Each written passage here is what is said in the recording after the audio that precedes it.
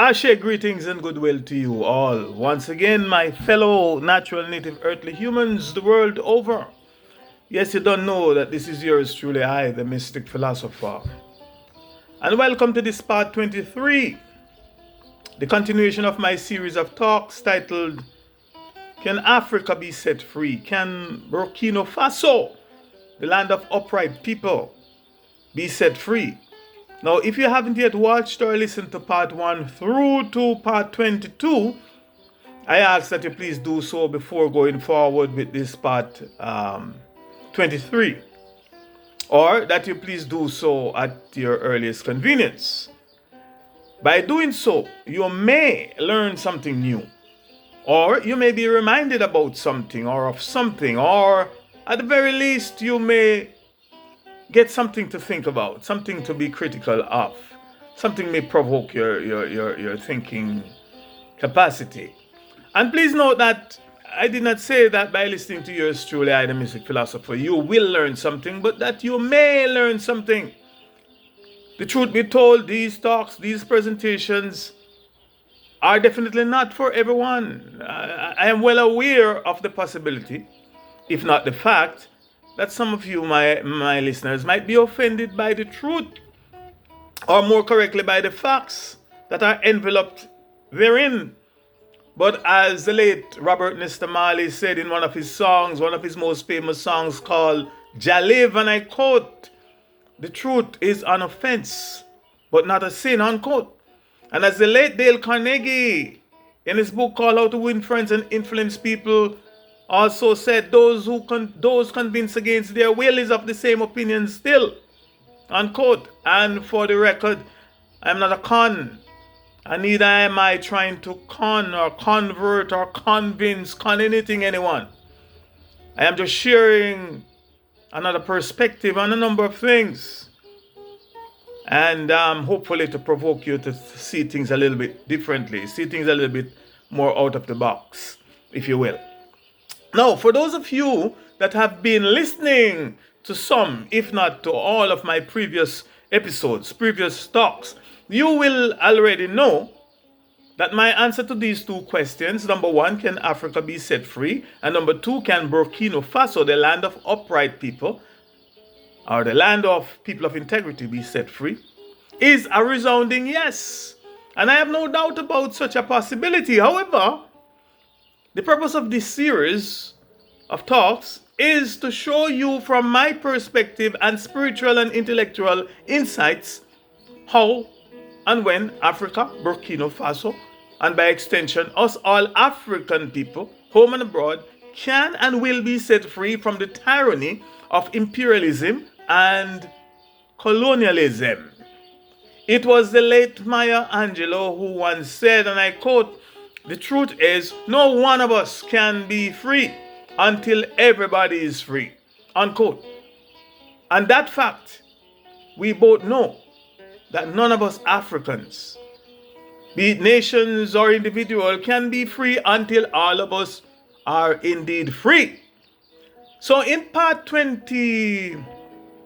this part 23, I will continue to recap and expound upon some of the facts and thought-provoking insights that I have already shared with you, or I've already shared thus far, and will continue to share, circumstances permit, way into the future.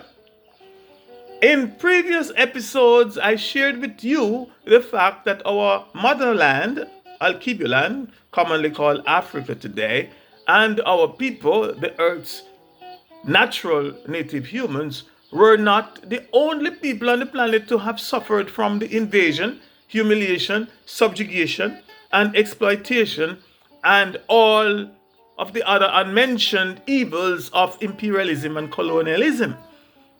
And primarily, Western imperialism and Western colonialism. I also shared with you the fact that Western imperialism and Western colonialism are deep-rooted fundamental biblical ideologies and practice.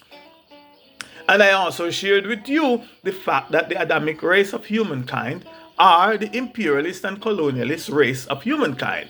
And that the book called the Christian Holy Bible is their Adamic race, or if you prefer, more correctly, their imperialist and colonialist history and holy book. And that their religion, or that their religion called Christianity, in all its various forms and variations of belief systems and isms and schisms that are derived from it, are the same imperialist and colonialist religion. For those of us that are in the know, we understand, and overstand that the church is just one foundation. And that foundation is the Adamic race, history, and holy book, aka the Christian Holy Bible. And I shared with you the fact that the God, or even more correctly, the Elohim, or the Elohim of the Adamic race of humankind, the imperialist and colonialist, is himself or themselves an imperialist and colonialist God. And that he or they, I said they because Elohim means they, is more than one in one, if you understand what I'm saying. And that he or they created, and not only created, but bestowed and empowered his creatures with the power and authority, and commissioned them, his creatures, to go conquer, go subdue, go colonize the earth and all its inhabitants. Again, I ask that you please see Genesis chapter 1, 26 to 28, the New International Version. And for those of you who might not have access to it right away, I'll quickly quote it again for you. And I quote, "Then God said, let us make mankind in our image, in our likeness, so that they may rule over the fish in the sea and the birds in the sky, over the livestock and all the wild animals, and over all the creatures that move along the ground." So God created mankind in his own image. In the image of God he created them, male and female he created them, and God blessed them and said to them, "Be fruitful and increase in number. Fill the earth and subdue it. Rule over the fish in the sea and the birds in the sky, and over every living creature that moves on the ground." Unquote, Genesis 1, 26 to 28. And I just read from the New International Version. Now, if this is not imperialism and colonialism, and if these people were not created imperialist and colonialist by their Elohim, by their God or Elohim, and if they were and are not carrying out the will of their creator, then somebody listening, some of you are listening or watching, who knows the meanings and definitions of, and practices, I might add, of the English words imperialism and colonialism as defined by the various English dictionaries and other knowledgeable authorities, I might add, could you then please be kind enough to explain this quote that I've just read, Genesis 1, 26 to 28, New International Version, or any other version for that matter, and honestly and sensibly tell I, the Mystic Philosopher, and to whom else it may concern, what it is, if not imperialism and colonialism. And please do so in a response video so that others may also see, and in doing so you may be able to prove me right or wrong. And to add some more evidence to this fact that these imperialist and colonizer creatures were and are just simply carrying out their creator's mission and their creator's order, please let me remind you or inform you, if you don't already know, of a well-known common but factual phrase and its meanings and its meanings to describe the imperialist race. And it goes like this: the empire on which the sun never sets. Unquote. Let me read you another quote from worldatlas.com, an article on worldatlas.com on this phrase. And I quote the phrase, "the empire on which the sun never sets." Quote, "The saying, the empire on which the sun never sets, has been used to explain the vastness of the British Empire. Between the 18th and 20th century, the British Empire occupied more territories, making it the largest empire in history.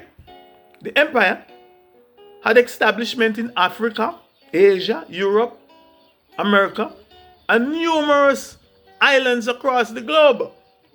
Historians established that roughly 25% of the Earth landmass was in control of the British.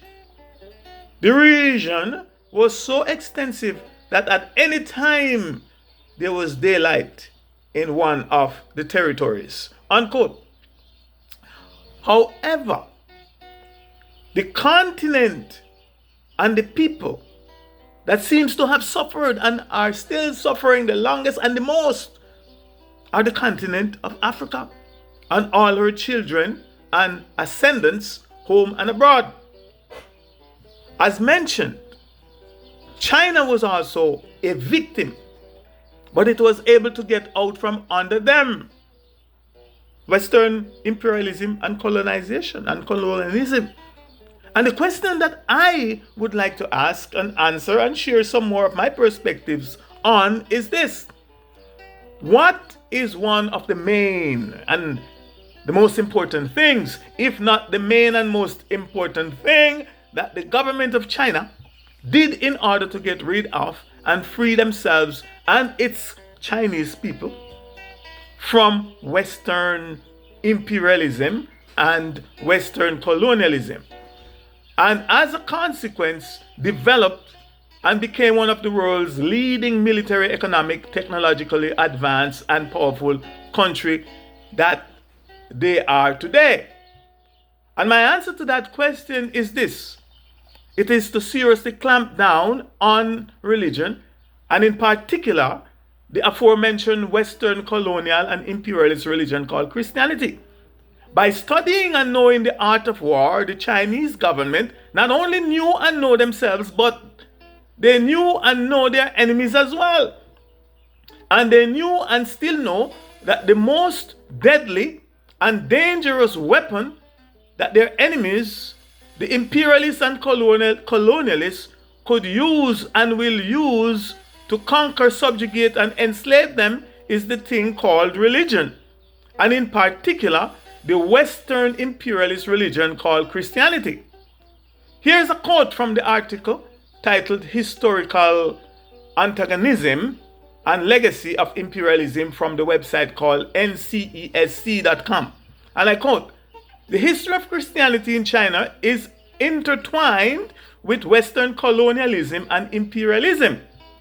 In the 19th and 20th centuries, Christian missionaries often operating under the protection of Western powers, were seen as agents of foreign influence.